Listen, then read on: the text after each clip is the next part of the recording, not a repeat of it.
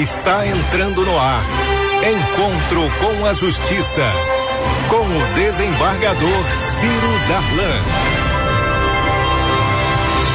Bom dia, ouvintes da Rádio Família 104.5 e da Rede Jurídica TV, www.redejuridicatv.com.br. Mais uma sexta-feira com sol, lusco-fusco, um pouco de nuvens aqui no Rio de Janeiro, mas sempre uma cidade maravilhosa. No programa de hoje nós vamos entrevistar o doutor Eduardo Mair, professor, desembargador, atualmente advogado. Ele vai falar conosco sobre os direitos humanos, a vitimologia e o direito penal brasileiro. Mas antes, eu queria saudar os nossos ouvintes contando 3 historinhas. Certa vez, o povo de um vilarejo decidiu se reunir no centro do lugar para rezar pedindo por chuvas. Mas apenas um garoto trouxe guarda-chuva.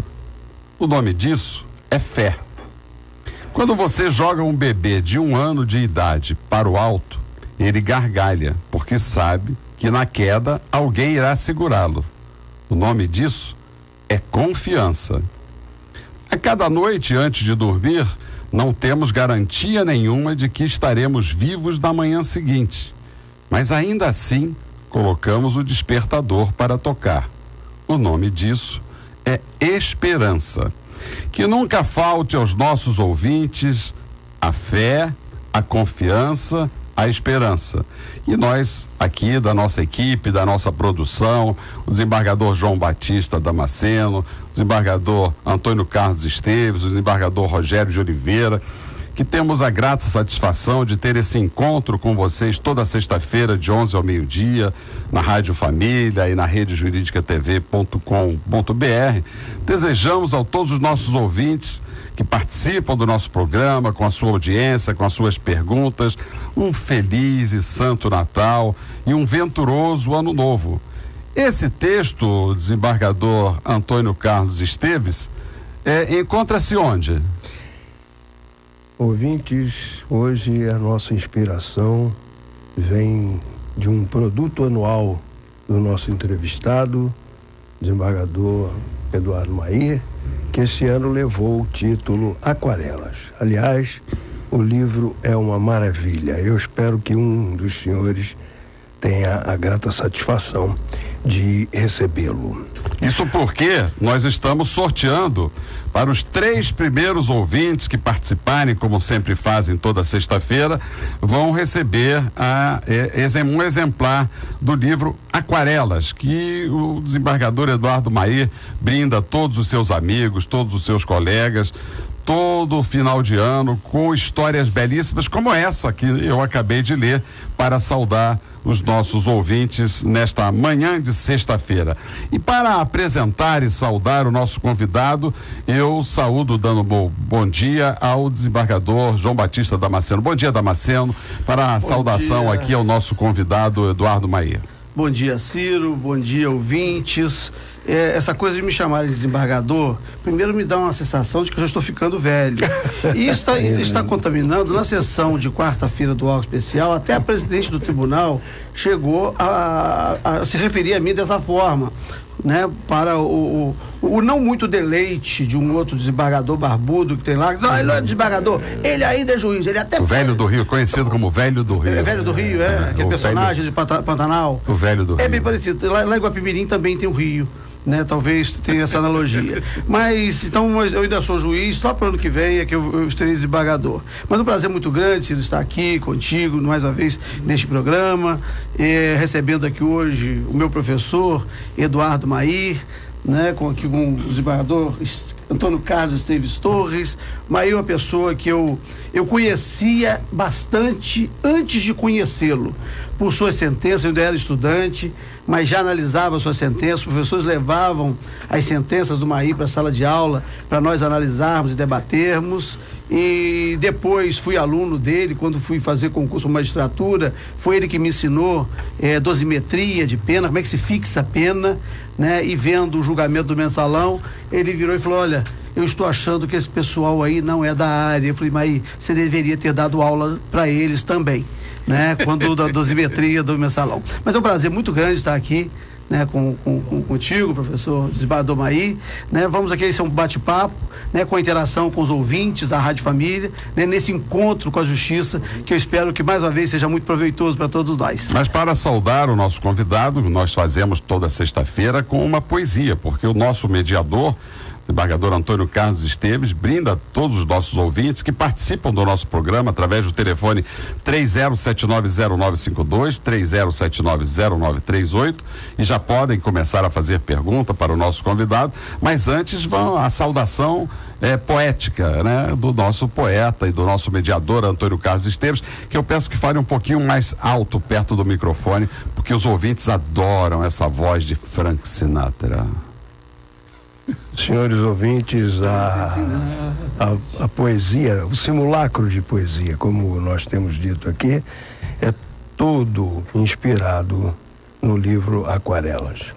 Jamais, em tempo algum, ódio acalantes. Teu sorriso seja sempre verdadeiro, benfazejo. O tempo inteiro sente a magia do beijo. Novos recomeços estão à luz. Por onde nos conduz a voz experiente do porvir que diz: não há ensaios na vida, teu papel é aqui e agora. É a lição inspiradora na palavra maravilhosa Mair. Obrigado. Desembargador Mair, bom dia, seja muito bem-vindo. E eu começo dizendo aos nossos ouvintes que tudo que eu sei de direito penal aprendi assistindo como estagiário e como aluno devotado e admirador deste professor que hoje nós temos aqui a honra de entrevistar. Eu sempre disse que ele é o meu guru, ele continua sendo o meu guru, sempre foi e continua sendo, e é uma alegria muito grande tê-lo aqui, quase que encerrando o ano com esses programas. Nosso programa já tem 1 ano e 3 meses de sucesso, com a participação dos ouvintes através do telefone 30790952, 30790938. E já que o senhor deu tantas aulas e é tão admirado pelos seus alunos, eu queria que o senhor, ao saudar os nossos ouvintes, já respondesse a primeira pergunta. Como é que o senhor está vendo essa incoerência entre os fundamentos, os princípios constitucionais e a aplicação do direito penal no Brasil? Bom dia, professor. Bom dia. Olha, o privilégio e a honra são meus de estarmos aqui reunidos num programa que tem esse significativo nome, Encontros com a Justiça. É realmente um grande prazer rever tantos amigos, tantos colegas, tantos companheiros de jornada nessa sarça ardente que é a magistratura no Rio de Janeiro. Ciro, no início, Vossa Excelência fez referência a 3 histórias que terminam com as palavras-chave: fé, esperança e confiança. Eu acho interessante porque eu estava meditando a respeito que são 3 atributos essencialmente humanos. São do homem, são de nós. Deus, que nos criou e que é o nosso Senhor, ele não tinha nenhum desses 3 atributos. Nós é que os criamos. Veja bem, quando nós falamos em fé, nós ficamos pensando: fé em quê? Deus não poderia ter fé nele próprio, a não ser dentro do contexto da fé que cada um tem nas suas capacidades. Quando se fala em confiança, para quem é plenipotenciário, a confiança passa a ser um conceito um pouco vazio. E da mesma forma, esperança.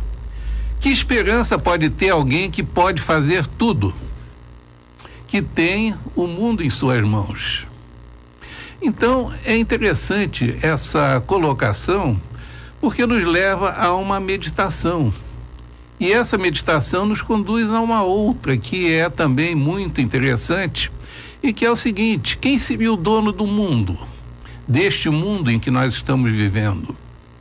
Nós seríamos levados inicialmente a responder que é Deus, que Deus tudo pode. Não há uma folha que caia da árvore que não seja por sua vontade. É o que nós lemos no livro dos livros, a Bíblia. Porém, quando nós observamos o que se passa hoje no mundo, e isso é uma introdução para o que nós vamos falar daqui a pouco, o que nós vemos é que, na verdade, o dono do mundo é o mal, é o maligno. Nós temos uma passagem também na Bíblia que nos fala da tentação de Jesus. Jesus estava no deserto, foi levado para o alto de um monte e lá o diabo lhe propôs: eu lhe dou todos esses mundos, tudo, essa terra, se prostrado me adorares. E a resposta do divino foi: vá de retro, Satanás. Então, o dono do mundo é realmente o maligno. E só por isso é que nós podemos justificar tantas coisas ruins acontecendo neste momento no nosso país. Não só aqui no Rio de Janeiro, mas em todo o Brasil e quiçá em todo o mundo, porque as notícias que nos são trazidas pela mídia nos mostram que tem um mal eclodindo em todas as partes. Não apenas aqui, mas na Ásia, na Europa, na África, etc. Isso nos traz, então, para o nosso tema, direitos humanos. Que direitos humanos nós estamos falando? O que nós temos realmente dentro desse contexto? Se nós examinarmos a história do homem e a história do direito, vamos ver que os dois nascem e crescem juntos. O direito penal, especialmente, que é a primeira manifestação do direito, o direito mais antigo, ele passa por várias fases. Se nós observamos, as primeiras notícias que a Bíblia nos traz são notícias de crimes. O primeiro, uma desobediência clássica, que teve, então, um julgamento absolutamente rápido, porque era uma época em que não havia necessidade de petições iniciais, distribuição pelo contador e outras providências mais. Mas, jocosamente, Voltaire disse que teve citação. Teve. Jocosamente, claro que isso é uma forma de ver o mundo, né? Exatamente. Só que nós tivemos imediatamente o julgamento de plano, que é o nosso anseio hoje dentro da magistratura, julgamentos mais rápidos. Sem recurso e com a pena muito severa. Claro, a execução foi imediata. PR, ponha-se na rua, vá lá.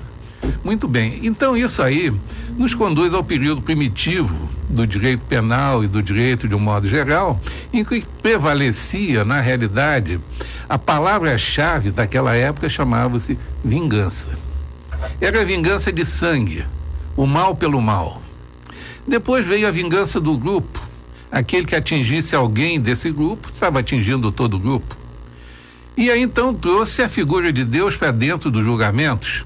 Passamos a ter os julgamentos através de ordalhas, o julgamento de Deus. Deus é bom, é justo, é generoso, é leal e não vai abandonar o inocente.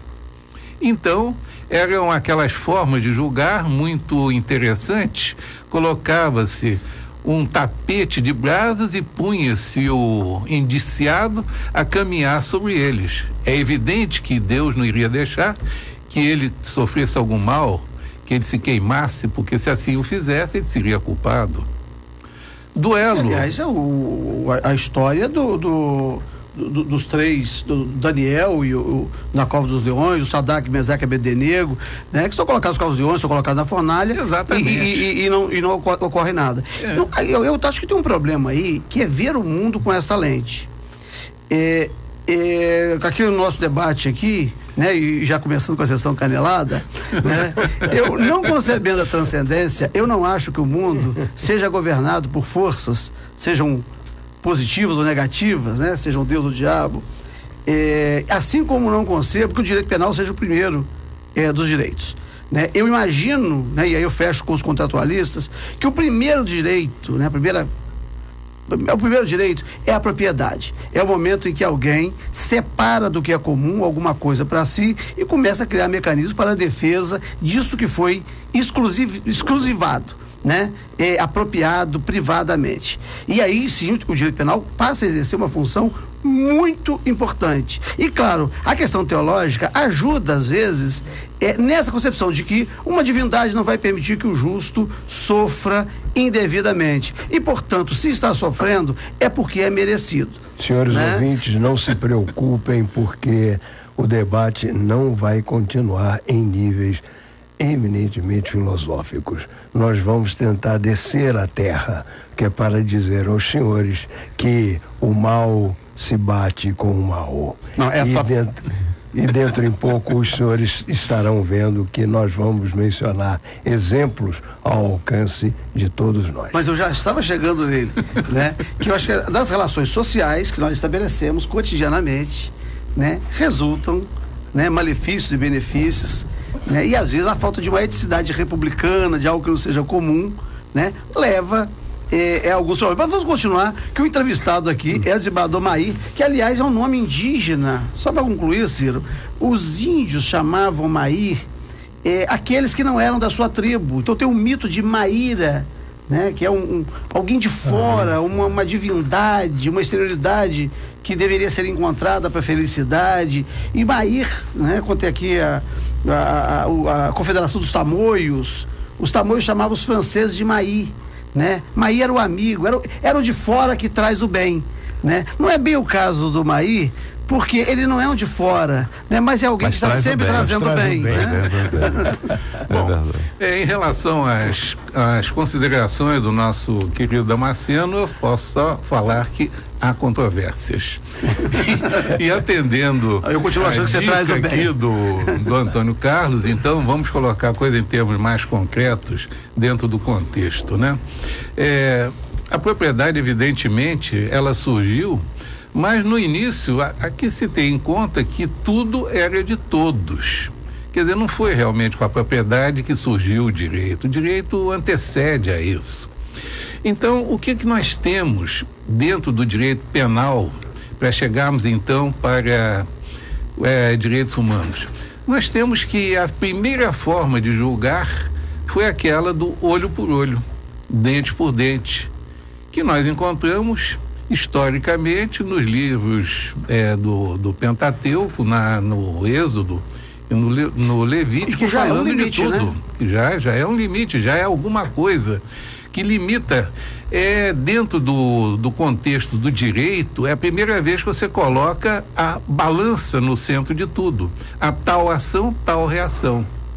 Então, o olho por olho, dente por dente. Mas é uma forma difícil e muito feia de julgar, porque se você tem o olho por olho, o resultado são dois caolhos. Se você tem dente por dente, são dois banguelas. Então tem que se encontrar outras formas de solucionar esse tipo de litígio que foi então ser buscados no antigo direito germânico, que é a composição.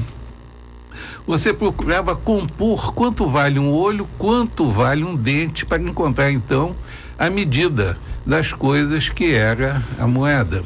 Ainda hoje, quando uma criança sofre uma violência, alguma coisa, ela se afasta chorando, dizendo: você vai me pagar. Porque a ideia do pagamento, pagar na mesma moeda, é alguma coisa que vem dali, dessa época. É claro que o direito daí ele foi evoluindo e nós partimos então da pessoa do crime para a pessoa do criminoso. Os antigos códigos de leis e normas, etc., eram sempre normas proibitivas, que só cuidavam do crime. Não matarás, não furtarás, não cometerás adultério, etc. Não farás isto, mas sem abstraindo-se completamente da pessoa, do criminoso. Quando veio a escola mais moderna, nós saímos da escola clássica, entramos na escola positiva, para chegar depois na escola científica, o que nós vemos é essa mudança de paradigmas. Em vez da preocupação com o crime, você passou a ter uma preocupação com o criminoso. E aí surge o problema da pena, das soluções para essas divergências que poderiam ser de natureza civil, criminal, etc, etc. Vejam desembargador, professor Mair, sim. Para que os nossos ouvintes participem através do telefone 3079-0952, 3079-0938, dando um cortezinho aí nessa questão da pena. Modernamente, a pena é representada pelo sistema penitenciário. Tem resolvido o problema da pacificação da sociedade, a aplicação da pena privativa de liberdade, sendo o Brasil hoje o terceiro país do mundo que mais encarcera homens e encarcera exageradamente.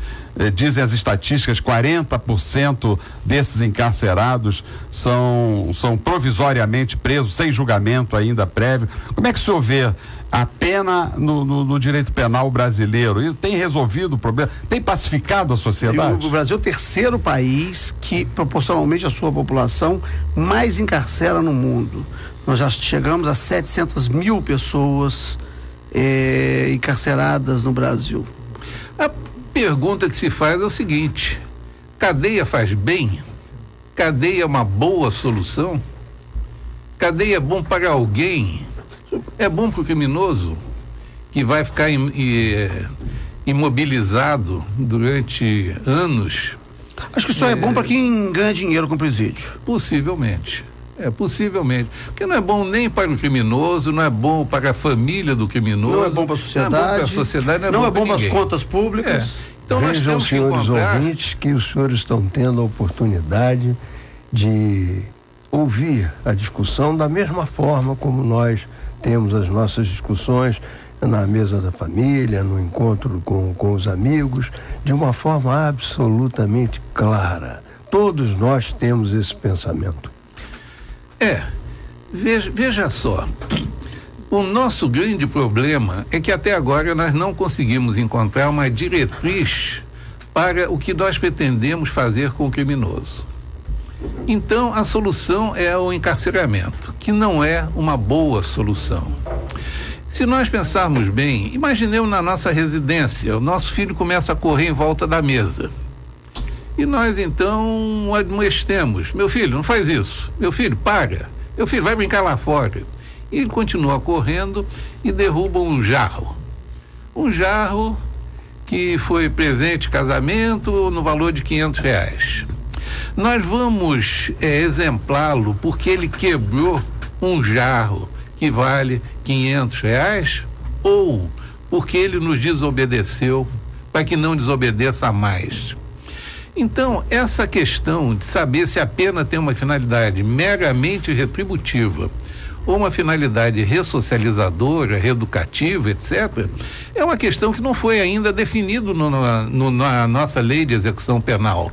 Nós queremos, ao mesmo tempo, que, praticando um crime, alguém seja castigado, que é um vetor negativo, um vetor para baixo, e aí então você, para castigar, você tem que injuriar, você tem que tornar a pessoa pequena, pisar em cima, violentá-la, ou você quer reeducá-la, ressocializá-la, que é um vetor para cima, tornando ele uma pessoa melhor. Pois é, mesmo. Eu sou pai. Eu sou pai, o João Cândido tem 10 anos e nós temos um trato. Eu nunca vou exemplá-lo, discipliná-lo, exercer violência física contra ele, e ele sempre vai me ouvir. Então nós temos esse trato desde os 3 anos de idade, quando eu dei um beliscão nele. E ele reclamou. Eu digo: vou fazer o seguinte, eu nunca mais te dou um beliscão, eu nunca mais encosto a mão em você, eu nunca mais exercito violência contra você, e você sempre vai me ouvir. E nós todos os dias reafirmamos esse pacto. Neste seu exemplo, ele é espetacular, esse seu exemplo da criança que está correndo em volta da mesa, que vai demonstrada pelo pai, não para de fazê-lo, e que no final das contas, lá depois de reiterar a desobediência, acaba quebrando o vaso.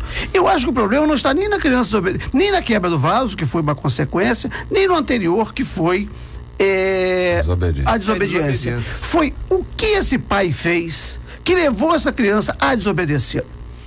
Então veja que o problema aí não está na criança, não está na quebra do vaso, nem na desobediência da criança. Está na falta de autoridade do pai que ao chamar a atenção do filho não foi ouvido, ou seja, o filho naquele caso ali destituiu o pai da sua autoridade, e a autoridade não é força. Quando a autoridade precisa se valer da força, é porque não é mais autoridade, porque a autoridade ela se legitima com os seus símbolos, com os seus sinais. Tamanha a crença, né? Nós estamos falando aqui de fé, de confiança, né? Que foram as 3 palavras, e esperança que isso começou aqui. A autoridade se legitima pela sua própria presença, pela própria simbologia, às vezes, de que existe. Então, quando um pai não consegue fazer a criança parar de correr em volta da mesa, é porque ele perdeu a autoridade. Alguma coisa se mostrou incapaz, ineficiente, né? Para deixar de ser pai nessa ocorrência. Eu acho que talvez transpondo isso, já que nós estamos falando de uma autoridade tradicional para autoridade racional legal, tem alguma coisa acontecendo que o Estado, né, perdeu a autoridade. Estado pai. Vamos fazer um comparativo aqui, que é outra fonte de poder, né? O Estado com poder racional legal, assim como o pai é um poder tradicional, né? Nós podemos falar de um outro poder, que também o Maí vai entender bem, que é o poder do líder. Mas os ouvintes precisam entender também. Então, exatamente. Então, deixa eu explicar melhor. Existem 3 fontes de poder. Ela pode ser o poder místico, que é o poder que se tem no líder religioso. Você acredita que o líder religioso seja uma pessoa mais conectada com Deus a ponto de orientar os outros? Não tem prova disso, mas é a fé. Existe um poder na tradição de que o avô, de que o mais velho da tribo, de que o pai seja mais experiente e, portanto, ele tem autoridade sobre a família, um poder tradicional. E existe esse poder da lei, que é o poder racional legal. Então são as 3 fontes de poder. Quando não se acredita que essas pessoas que representam esses poderes, seja o místico, seja o tradicional ou seja o racional legal, efetivamente têm os atributos para desempenhar, elas passam a ser desobedecidas, passam a ser destituídas do lugar de autoridade. E aí é que entra a força, porque a força é a fraqueza da autoridade. O uso da força é a fraqueza da autoridade. É o momento em que ela perdeu a capacidade de se impor pela simples palavra e tem que valer da força. E aí a coisa está tão feia, porque as autoridades estão tão desautorizadas, que elas têm que se valer de caveirão aéreo, BOP, né, extermínio e penitenciárias. E o que é pior, elas não estão se recolocando nos seus lugares de autoridade, porque elas continuam sendo desautorizadas e legitimizadas pela sociedade. Ouvindo o desembargador Damasceno. Mas, como nós temos essa oportunidade particularmente, e ao ouvir o nosso entrevistado, não é exatamente uma oportunidade de todo dia, eu queria ver o que é que o nosso entrevistado pensa disso. Olha, talvez o grande problema seja a certeza da impunidade. Violenta-se esse poder legítimo porque se tem certeza que nada vai acontecer. Utiliza-se a expressão vulgar, isso aí vai dar em pizza, isso não vai dar em nada, etc. E quando alguém é preso num mal feito, em vez de se examinar o conteúdo ético dessa ação, o que você faz dentro do contexto? Ele se deu mal, ou ele se deu bem. Ele se deu mal porque ele foi preso. Ele foi pego fazendo mal feito. E aí então vem toda uma questão que vem com relação à penação e outras coisas mais. Que nós vamos continuar depois do intervalo, porque nós vamos fazer um pequeno intervalo neste programa Encontro com a Justiça, que hoje está se deliciando com o nosso entrevistado, professor Eduardo Mair. Mas antes, algumas notícias do nosso tribunal. O Tribunal de Justiça empossou esta semana mais 2 desembargadoras. Uma veio da lista prévia, hein? Aquela lista que é o protocolo todo ano. Do pré-mérito. Mérito. Proteção à mulher rende um prêmio. A nossa colega Adriana Ramos de Melo, para nosso gáudio, para nossa alegria e para nossa felicidade, foi a vencedora do prêmio Inovare. Ela apresentou lá um projeto de proteção à mulher. Nós sabemos que a mulher tem sofrido muita violência na nossa sociedade, e a doutora Adriana Ramos de Melo é um dos orgulhos, uma das mulheres que mais trabalha na proteção, na defesa defesa das mulheres contra qualquer forma de violência. Mas uma notícia triste, professor Mair, só 14% das mortes do Rio de Janeiro são esclarecidas pela nossa polícia. Portanto, 86% dos homicídios sem solução. Vamos fazer então um pequeno intervalo e voltamos novamente com o nosso entrevistado, professor Eduardo Mair.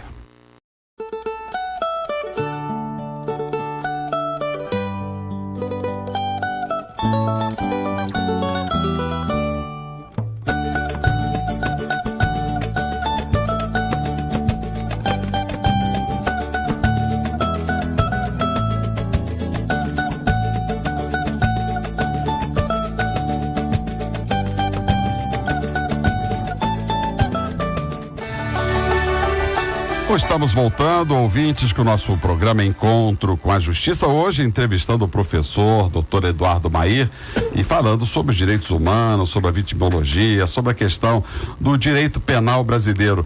Uma notícia que vocês estão lendo aí no noticiário da imprensa: a Justiça está em férias. Vamos explicar, a Justiça nunca entra em férias, a Justiça está sempre à disposição da população, 365 dias por ano, 24 horas por dia, mas um decreto, uma lei aprovada pela Assembleia Legislativa, para que os advogados tenham direito a férias, determinou que do dia 20 de dezembro ao dia 20 de janeiro, ficam adiados todos os prazos processuais, mas isso não implica em dizer que a Justiça não esteja funcionando. Vai funcionar de dia e de noite, né? De dia e de noite. É bem verdade que nós estamos em recesso a partir de amanhã até o dia 6 de janeiro, mas ainda assim nós temos sempre de plantão juízes e desembargadores à disposição da população. Professor Mair, nós estávamos falando aqui do direito penal brasileiro, da nossa Constituição, a nossa Carta Magna, que nós temos o maior orgulho de estar em vigor desde 1988, e lá existem princípios vinculados inclusive ao direito penal, mas nós estamos vendo que a população está sofrendo restrições a esses direitos de manifestação, de protesto. O senhor falou aqui com os nossos debatedores que Deus, da sua infinita bondade e justiça, expulsou o homem do paraíso sem devido processo legal, sem direito de defesa, sem direito de recurso, mas isso era Deus. Juiz, desembargador não são deuses e estão há controvérsia. Estão prendendo brasileiros por desobediência, porque desobedeceram uma determinação de não se manifestar publicamente. Brasileiros estão sendo presos. Como é isso, para que os nossos ouvintes possam entender, professor Mair? Olha, a resposta não é uma resposta muito simples. A questão da desobediência, como o Damasceno colocou, é uma questão de poder. Na realidade, quando a nossa mãe chega para nós e diz, não faça isso, ela não precisa se justificar, você não pode fazer aquilo, porque se você fizer, você estará desobedecendo. E aí vem a questão do direito penal. Quer dizer, como proceder? Eu volto àquilo que eu falei no início. O grande problema da nossa criminalidade, neste momento aqui no Brasil, é a certeza da impunidade. A pessoa, ela violenta uma lei com a certeza de que nada irá lhe acontecer, a não ser eventualmente de forma acidental, e isso num índice muito pequeno. Uma empresa de telefonia resolve lançar nas contas de todos os seus assinantes uma sobretaxa. Quantos irão reclamar? Quantos irão recorrer?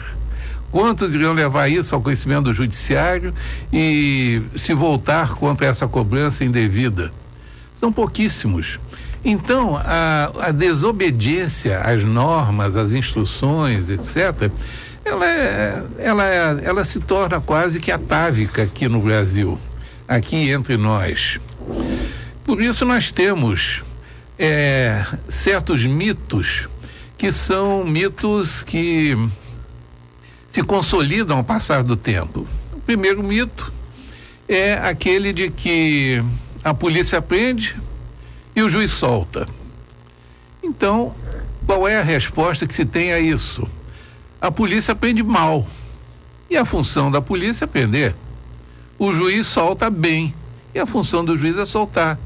Então não há como você questionar uma conduta dessa natureza.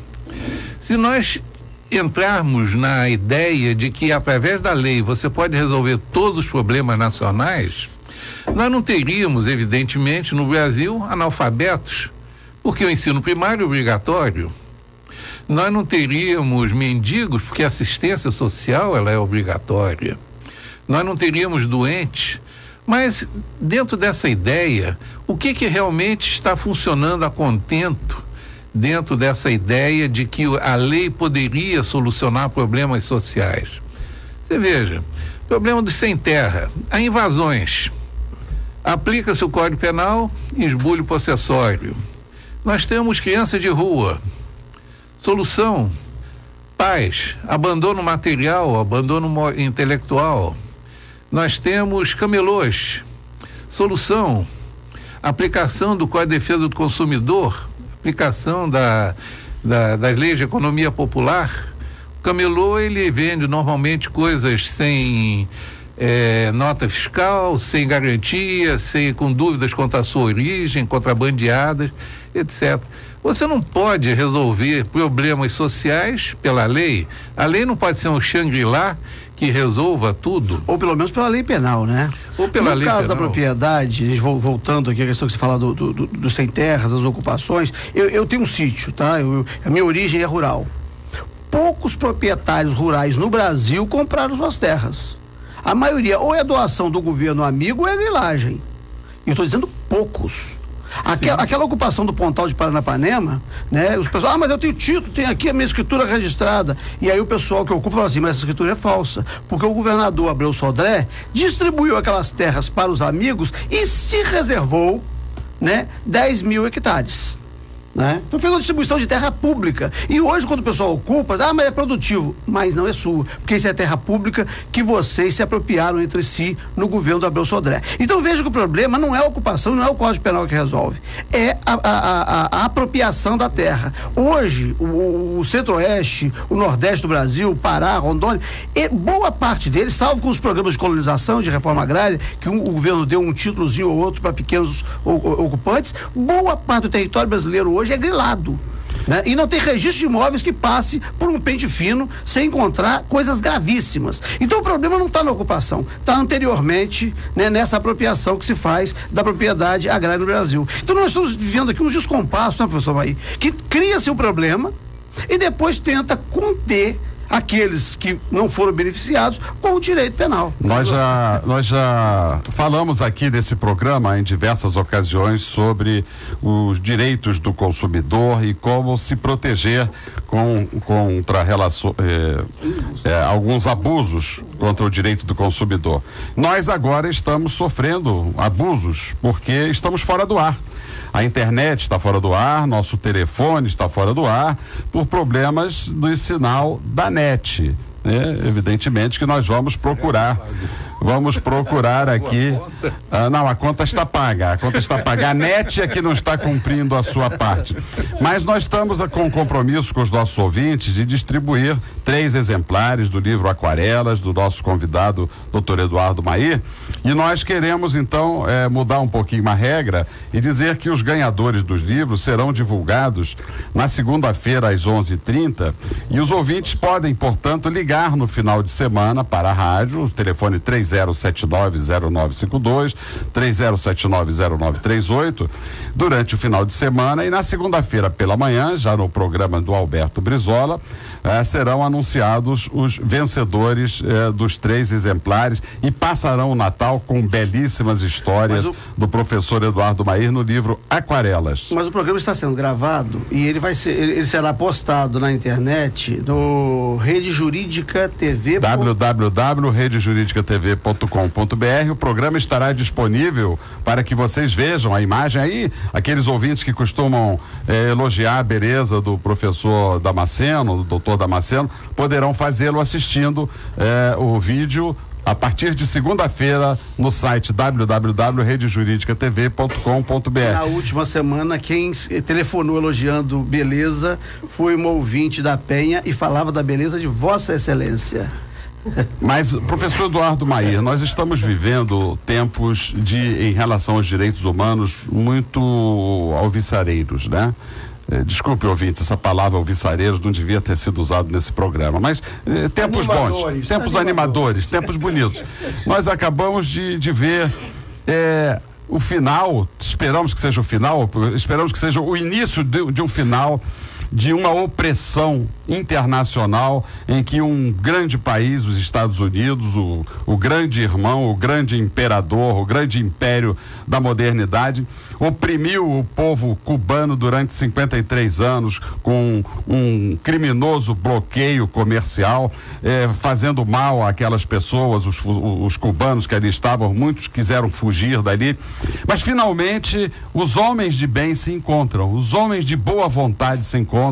O presidente Obama estendeu a mão para o presidente Raul Castro e nós temos a expectativa de uma mudança neste quadro de opressão e de guerra dos direitos humanos. Professor Eduardo Mair, o senhor que é um homem do bem e que traz sempre o bem, como é que o senhor vê esse novo desenho da geopolítica internacional para fins de respeito aos direitos humanos? Isso aí é tudo muito promissor.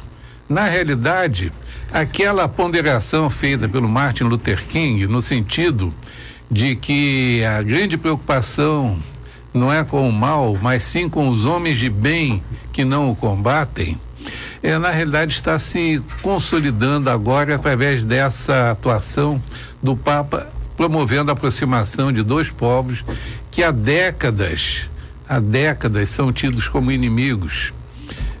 Conforme Vossa Excelência mesmo disse, com esse bloqueio econômico, Cuba ficou numa situação muito deplorável em relação aos outros países aqui das Américas do Norte, Central e do Sul. Eu gostaria de destacar que cada vez mais na Europa está surgindo um movimento que procura fazer algo diferente do direito penal. Não é um direito penal diferente, mas algo diferente do direito penal, que é a chamada justiça restaurativa, que tem a sua base, o seu núcleo inicial nos princípios trazidos pela vitimologia, que é uma nova ciência biopsicossocial que surgiu, na realidade, em 1947, com uma célebre conferência de um cidadão chamado Benjamin Mendelssohn, e que hoje começa a ocupar na Europa uma posição de destaque. Tira-se o enfoque do crime, tira-se o enfoque do criminoso e coloca-se o enfoque na vítima. Essa vítima que durante muitos anos permaneceu numa posição muito obscura dentro das legislações penais dos vários países, inclusive aqui do Brasil. Se nós pegarmos a nossa Constituição Federal atual, a Constituição Cidadã, nós vamos ver que com relação ao autor do crime, são-lhe reconhecidos 28 direitos. Direitos até, de certa forma, desnecessários, como dizer que a presa gestante tem direito a período de amamentação, tem direito à creche, coisas que tais. Alguém que é preso, ele tem direito a saber quem o está prendendo, quais as testemunhas, qual é a acusação e outras coisas mais. E a vítima nunca mereceu, da parte das autoridades públicas, uma proteção. Você não tem nenhum órgão institucional de defesa da vítima. A sociedade é defendida pelo Ministério Público, o criminoso é defendido pelo defensor, pela Defensoria Pública, pela assistência judiciária. E a vítima? A vítima não tem quem lhe defenda. Ela tem que mendigar justiça. E agora, cada vez mais, está se colocando a vítima dentro do seu verdadeiro papel como protagonista também do direito penal. Essa grande novidade surgiu com a atual reforma do Código de Processo Penal, colocando uma série de parágrafos no artigo 201 do Código de Processo Penal. Eu não quero ser técnico, mas é um dispositivo que dá à vítima o direito de intervir dentro da persecução penal, de tomar ciência das decisões judiciais, de saber se o criminoso ele está sendo solto, se ele foi beneficiado com a sentença que lhe foi outorgada, etc. Nós possivelmente vamos chegar num ponto em que o criminoso vai ser obrigado a ressarcir a sua vítima. E se ele não tiver condições de fazê-lo, para voltar ao status quo ante, fazer como em certas legislações já existe, a legislação de Israel, algumas legislações europeias, no sentido de que o Estado complemente o prejuízo que a vítima teve com o ato delituoso. Então, essa novidade, se a gente pode assim dizer, ela está se incorporando também dentro da nossa legislação. Hoje, na dosimetria da pena, o juiz ele leva em conta o comportamento, a conduta da vítima. Porque você tem vítimas que são inteiramente inocentes, até encontrar vítimas que são vítimas provocantes, provocativas, que são responsáveis pelo que lhe vitimizou, se a gente puder falar assim. Então, essa é uma novidade, talvez seja uma esperança. E a justiça restaurativa, em que se procura novamente voltar ao equilíbrio social que se quebrou com a violentação da vítima. E quando eu falo vítima, na realidade eu estou usando uma palavra genérica, porque, tecnicamente, a vítima é só aquele sujeito passivo de uma infração penal contra a pessoa. Um homicídio, uma lesão corporal, alguém é vítima. Quando é um crime contra o patrimônio, é lesado. Né? E quando é um crime contra os costumes, um crime contra a honra, aí é chamado de ofendido. A nossa ouvinte Virgínia Silveira, que sempre nos liga aqui, mandou um e-mail, já que nós estamos sem telefone, e ela indaga ao senhor o seguinte: essa questão da justiça restaurativa, explique melhor como vai mudar os personagens do direito penal. Ela quer saber como é essa justiça restaurativa, vai restaurar o quê? Antes que o nosso entrevistado responda a pergunta, eu queria dizer à dona Virgínia, a pena já teve como base, como fundamento, como explicação a vingança. Exato. A primeira ideia de pena realmente foi a vingança, depois a compensação, não é? Hoje você estuda o direito penal dentro de duas grandes vertentes que remontam à escola clássica e à escola positiva. A escola clássica entendendo que o criminoso é um criminoso, uma pessoa comum, uma pessoa como nós. Então, que a pessoa tem livre arbítrio, ela pode decidir entre o bem e o mal. Então, se ele pode decidir entre o bem e o mal, o que seria então o crime? Aquilo que o legislador diz que é. O homem nasce livre, vive livre, ele pode tudo, menos aquilo que a lei proíbe.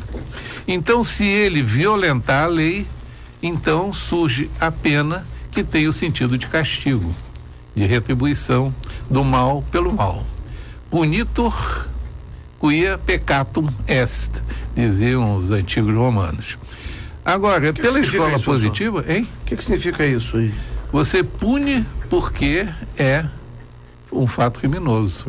Você pune porque é mal. Dentro dessa simplicidade, meus caros, há aqui uma passagem do livro que eu espero que eu seja rápido o suficiente para poder angariar interesse e não tomar o tempo do entrevistado, se bem que vem do próprio livro dele, porque um determinado juiz, ao julgar o caso de um senhor Saul e de um Agamenon, eles tinham furtado, aqui fala em furtado 2 melancias. E ele, então, na hora de dar a sentença, veja a figura do juiz, ouvinte, que coisa importante. Ele diz: eu não vi ali como ele ia considerar o furto das 2 melancias moralmente é crime, né? Então ele pensou nos ensinamentos de Jesus, no princípio da insignificância, que é os técnicos chamam o princípio da bagatela, né? Ele disse, bom, o que eu vou fazer? Sabe o que ele fez, senhores? Ele simplesmente disse, eu poderia admitir até mesmo a minha mediocridade por não saber argumentar diante de um fato tão insólito. Tantas são as suas possibilidades que eu usarei agir fora de todas as técnicas. Não vou apontar motivo nenhum. Simplesmente vou mandar soltar os réus. Mas essa história é interessante das melancias, eu conheço essa história e conheço o juiz. Mas tem uma outra história também muito interessante, que o sujeito entrou lá no galinheiro do vizinho, pegou uma galinha, levou para casa e, né, quase que foi um desaforo, não era nem um crime contra o patrimônio, né? Era uma injúria. Foi lá, né, matou a galinha, comeu a galinha, ainda contou para todo mundo. Ele fica lá vendo televisão, eu entrei na casa dele, fui no galinheiro, peguei a galinha, matei a galinha e jantei a galinha. Delegacia, um rolo danado, né? Isso é injúria, o que ele fez comigo, que ele está querendo zombar de mim. Veja que a questão não era nem crime contra o patrimônio, furto da galinha. Eu disse, não tem problema, eu te dou uma outra galinha. O delegado, então ótimo, né? Só vai buscar uma galinha então para ressarcir aqui. Ele foi lá e traz a galinha. E aí no caso, era um ofendido, não era nenhum lesado, porque o crime não é contra o patrimônio, isso é uma injúria. Ele trouxe a galinha e falou assim, mas peraí, essa galinha que você está trazendo aí é minha também. Você foi lá em casa, furtou uma outra galinha para poder me pagar aquela que você comeu. E aí você vê que não tem solução no direito. Senhores o ouvintes, sujeito vamos é um ouvir injuriante. A palavra do nosso entrevistado diante desses dois exemplos de vida comum. Até porque a dona Virgínia insiste aqui na pergunta de o que é justiça restaurativa para que ela possa entender. Olha, Virgínia, a justiça restaurativa, ela visa restaurar o mal causado. De que maneira? Através de uma composição. Então, é feita uma mediação por parte do juiz, no sentido de ser composto aquilo que o mal causado. Isso aí é feito especialmente dentro do campo do direito civil e do direito penal, especialmente. Então, ver qual é o prejuízo, esse prejuízo é mensurado ou é avaliado e é feita uma composição com o autor desse fato delituoso ou desse incidente civil. A mediação tem exatamente esse sentido, o sentido da paz social, que é o que se procura através do direito. O direito procura fundamentalmente a composição, a paz social, no sentido de nós encontrarmos aquilo para o qual nós somos destinados, encontrarmos a nossa felicidade. E isso é feito dentro do contexto do dom maior, trazido por Paulo, que coloca acima da fé e da esperança o dom maior, que é o amor. Espero que eu tenha, dentro desse curto espaço de tempo, respondido a sua indagação. Olha, nós estamos praticamente fechando esse ano com a grata satisfação de recebermos aqui nos nossos estúdios o professor Dr. Eduardo Mair, que também nos brinda com o livro Aquarela, e é em sua homenagem que eu quero aqui me despedir dos nossos ouvintes e faço também em nome dos nossos debatedores, desembargador Antônio Carlos Esteves e desembargador João Batista Damasceno, desembargador Rogério de Oliveira, porque o Natal já está aqui, né? Já é Natal, tem músicas, todo mundo está comprando presente, todo mundo está pensando na festa de Natal, com suas festas, cores, mas é preciso lembrar que tem um aniversariante nesse dia, tem o seu dono, e o dono, antes de saudar o ano de 2015, e com a graça de Deus, que deverá ser abençoado, assim é tempo de meditar, aperfeiçoar, crescer, florescer e amar. E nós estamos nos despedindo do ano de 2014, que nos trouxe muitas alegrias, mas também tristezas e perplexidades. Tivemos uma Copa do Mundo, que nos deixou, tivemos pessoas que nos deixaram precocemente, tivemos eleições com algumas perplexidades, mas tivemos uma aventura ímpar, vivemos. Muitos amigos e companheiros se foram, infelizmente, mas certamente estão na glória, onde haveremos de nos encontrar algum dia. Assim, nessa passagem de ano, vamos homenagear todos os nossos ouvintes, todos os nossos parentes, todos os nossos convidados e agradecer, né, por essa fidelidade dos nossos ouvintes e também agradecer pela confiança, né, que nos é depositada para que possamos aqui nos encontrar, nós da Justiça, nos encontrar com os nossos ouvintes, com os nossos jurisdicionados, toda sexta-feira, de 11 ao meio-dia, e continuaremos no ano de 2015. Agradecer ao bispo Greiber de Andrade, que é o patrocinador, que é o homem que nos abriu. É um amigo de verdade. É um amigo de verdade, né? Rimou até. Obrigado, bispo Greiber de Andrade, o amigo de verdade. Muito obrigado a todos pela audiência, obrigado, professor Eduardo Maia. E até o próximo programa.